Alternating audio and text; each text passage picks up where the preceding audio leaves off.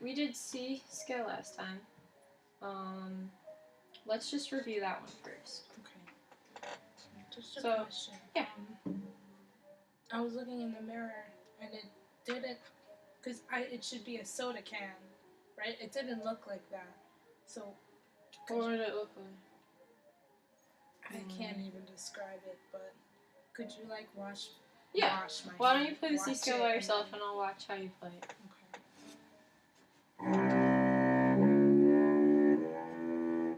You can do 7 bows.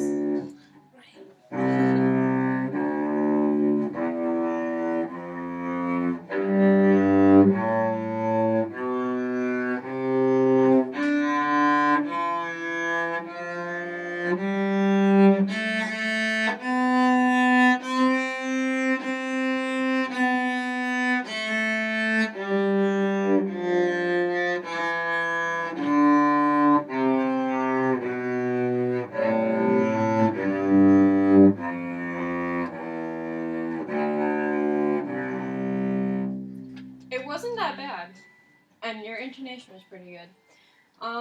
The thing I'm noticing with your left hand is that your thumb is kind of coming in like this when you're playing. It's making like that V shape.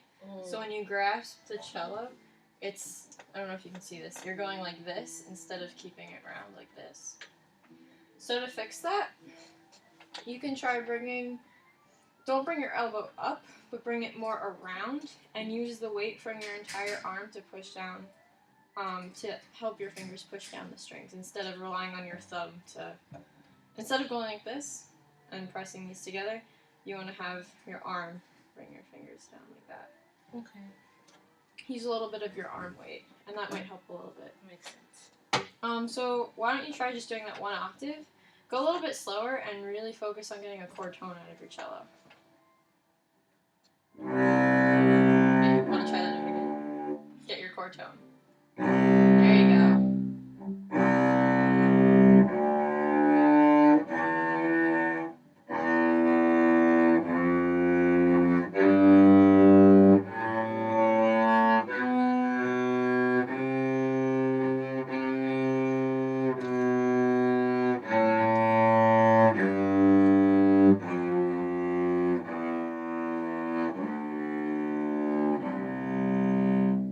Alright, you caught yourself the first few times you're doing it.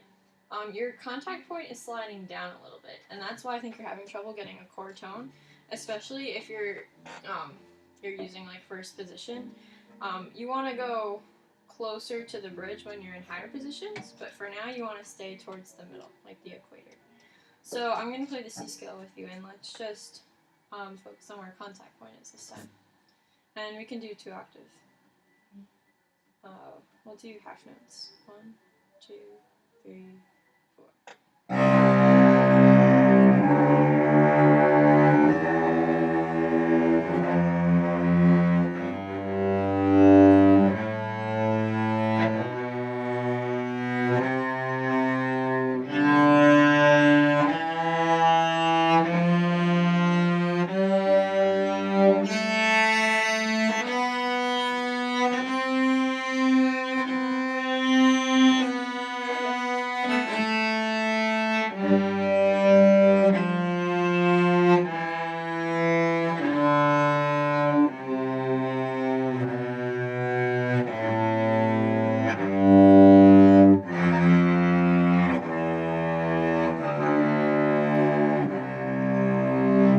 That's better. And you got a pretty good sound on that too. So good job. Okay, and you said you went onto the D scale in class too, or no? Mm-hmm. Okay, so let me show me what you got on that one. Okay.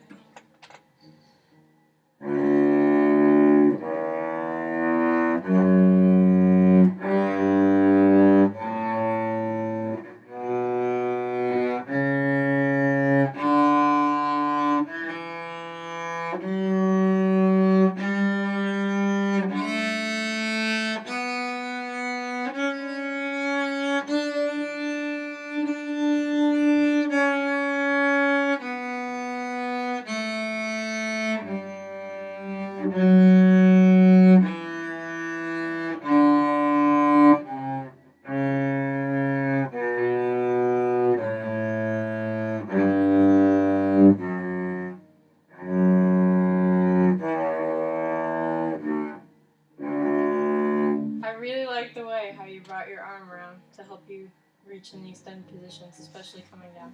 That was really good. Some of it was a little bit out of tune, so let's just do the first 3 notes on the C string and get those in tune. I was gonna say something else. Oh, when you're putting your middle fingers down, which is good, but when you're extending, your 3rd finger is kind of flopping off the edge of the fingerboard, and when you're on the G string, your 3rd finger ended up on your C string. So it's just something to be mindful of. You want to, yes, put the inner fingers down, but you want to put them down on the same string that you're playing. Okay. So 1, 2, and then put the 3 down with the 4. Put the 3 down with the 4, but make sure it's just on the same string as everything else. Okay. So let's just do D, E, F sharp. We'll do whole notes. 1, 2, 3, 4.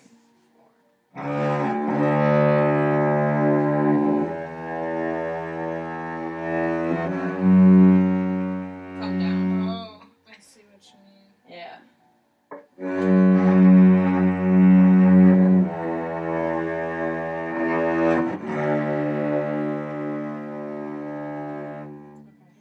So just try that much by yourself.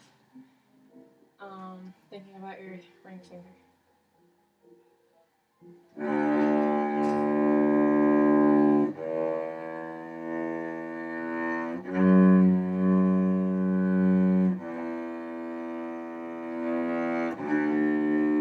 Good. Nice job.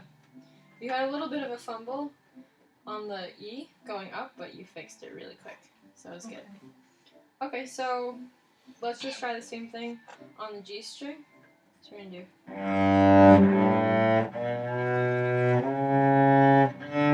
gonna do that much.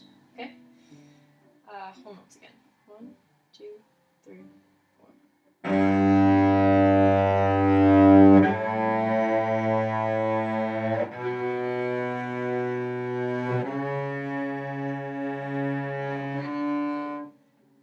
No, it was good. So why don't I you? find more difficulty coming down. Okay, we'll definitely come down. Let's just. Why don't you play the first octave going up, and then come down from the first octave.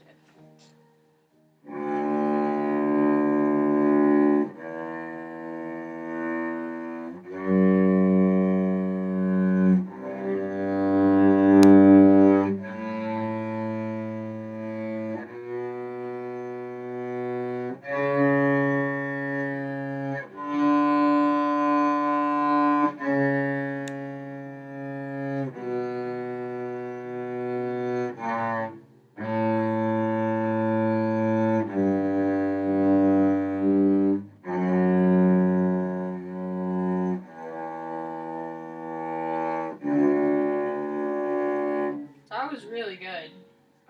Nice job. Thank you. I have issues with coming From the 2 to the 1. Mm-hmm. I was gonna say, you're keeping your hand pretty stationary. He doesn't really like you to pivot like a lot, but you can stretch your first finger back. Did he talk about this at all? Not yet. Okay, so when you have your hand on the cello, you should almost be able to like point your finger to the scroll. And that's how you're going to be able, that's how you're going to be able to stretch your finger back. Mm-hmm. So you're not really moving your entire hand. You might be pivoting a little bit because you have small hands like me. But it's not going to be a major like, kind of thing. Right. This is not like your focal point. You just want to stretch back with your first finger. Okay. No, because I do that on my instrument, and I have to get out of that habit. But alright, I'll just have to find a balance. Yeah, so let's just try it on the G string one more time. We'll go up and come back down, and we'll do half notes going up and whole notes coming down. Okay, ready? 1, 2, 3, 4.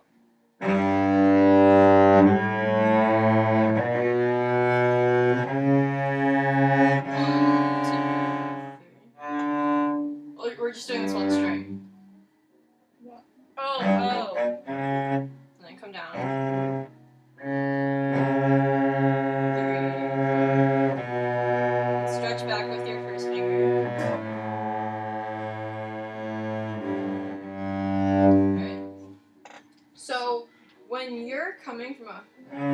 When you're playing your second finger, your first finger should be extending already. Okay. Because what I see you doing right now is kind of like going like this, but you really want to have your first finger like up and ready to go so that you can easily So it's like switch. reversing the extension. Exactly. Yeah. Okay. So let's just play the scale on this one string again. We'll do half notes going up and whole notes coming back down so you can have a little more time to think. 1, 2, 3, 4. Oh, sorry. Oh, right. 1, Half notes. 2, 3, 4.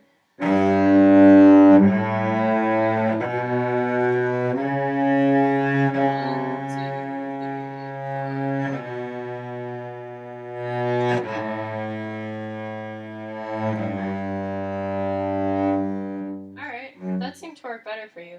You're still curling, you're still keeping your finger curled here. Don't be afraid to let it point up towards the scroll. Yeah, that's gonna help you a lot. Okay. So let's play the first octave again. Or you play the first octave and I'll play D drone. So you can just check all of your notes. Okay.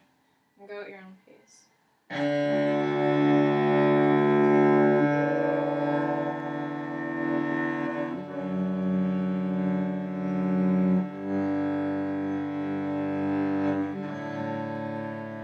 Just one octave? Yeah. Go back to yeah. There you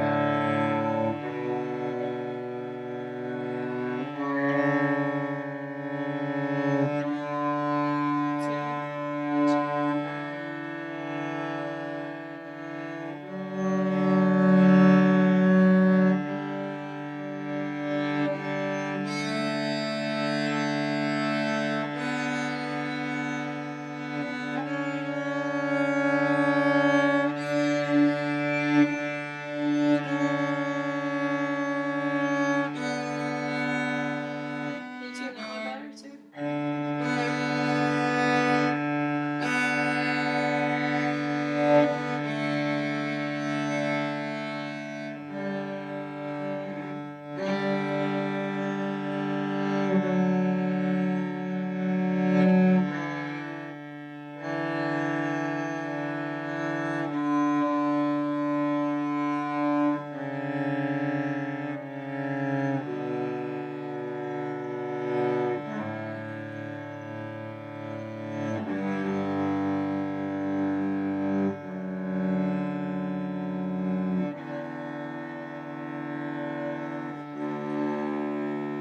Nice job. Your notes were pretty well in tune for the most part. You had a little trouble with your ones, but that wasn't a bad thing. That was pretty good. So, what kind of notes do you think should be like? What kind of notes do you think are most noticeable when they're out of tune in the scale? When compared to the drone, the tonic. The tonic. Yes. That's noticeable.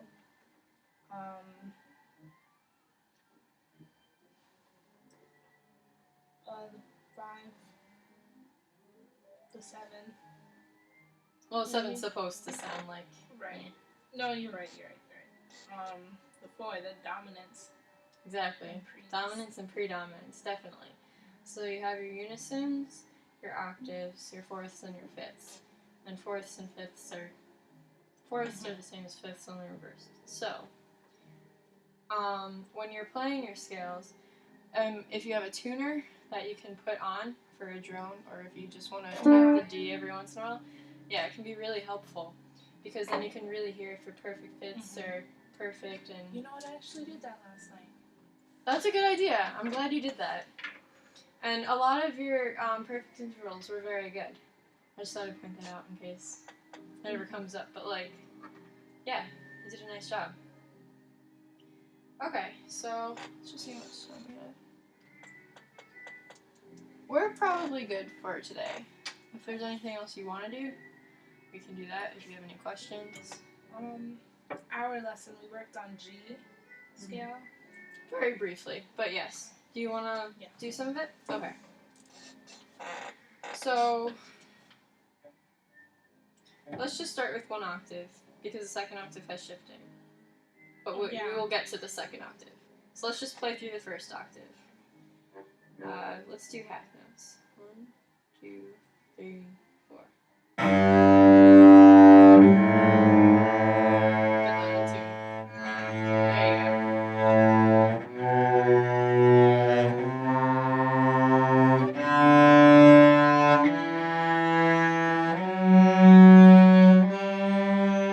Alright, so from here, you're going to play open string, A, 1, 2, 4, shift up.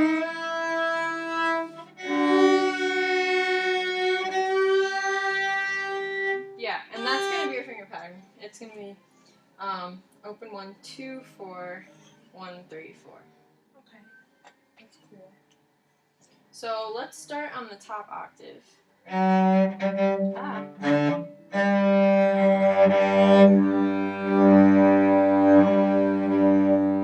let's play up the scale.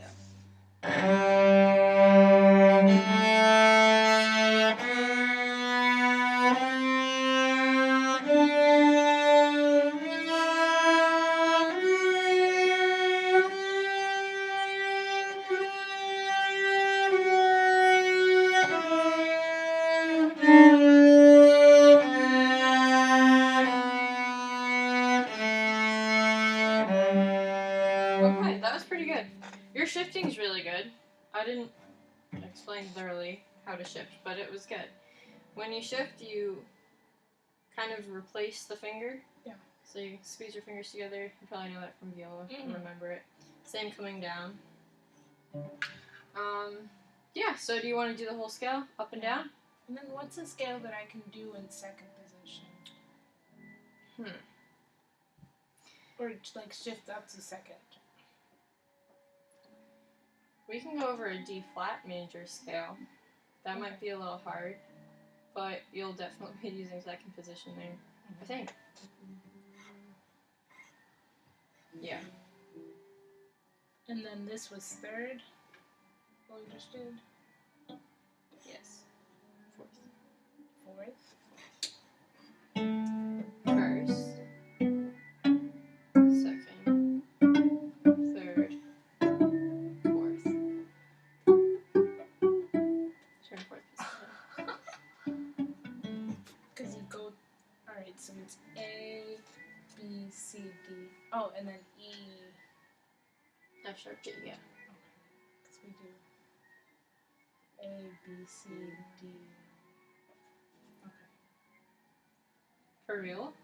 Mhm. Okay. Alright, so let's just play a G scale from top to bottom. I'm gonna play the drone G actually, so you can hear your tuning. Okay. And then we can go over D flat. Okay. Whatever you want.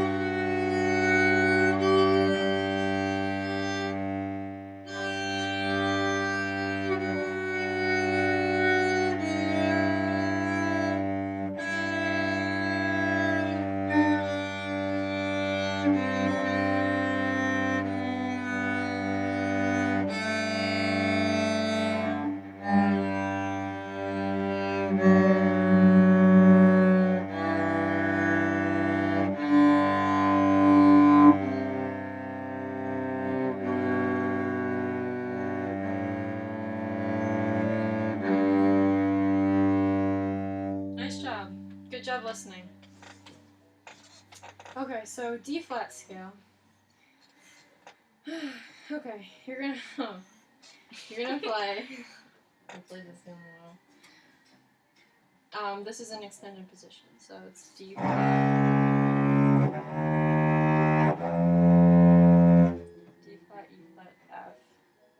that much first.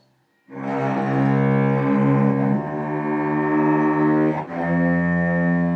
you're gonna use your amazing shifting skills to go.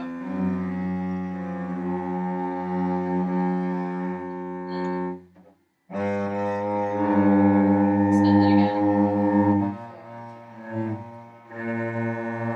And then you're gonna point your first finger back.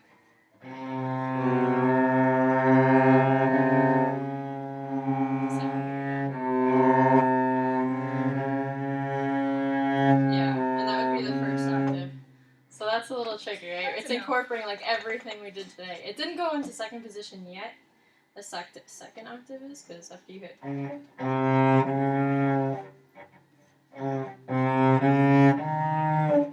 what's this? What is this? That's third position.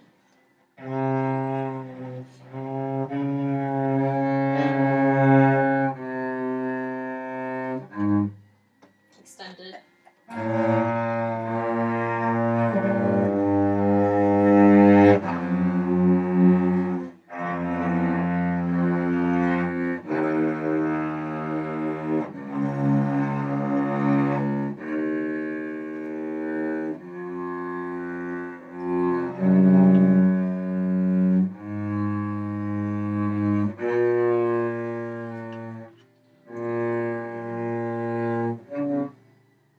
It's actually a little bit of a shift back. Yeah. Interesting.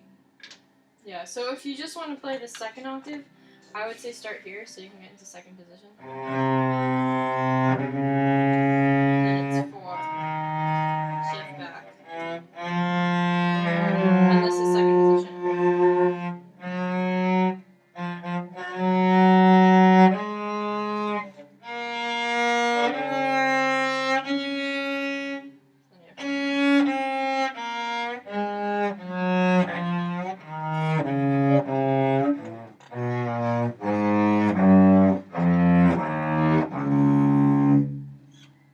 Lovely.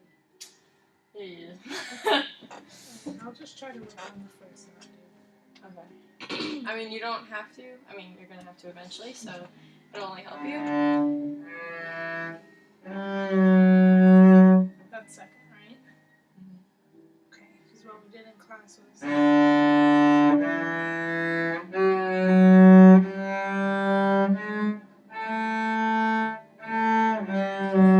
Then we improvised in that position. Oh, that's interesting. Okay, that's cool. Okay, Do you have any other questions, or are you good? I think I'm good for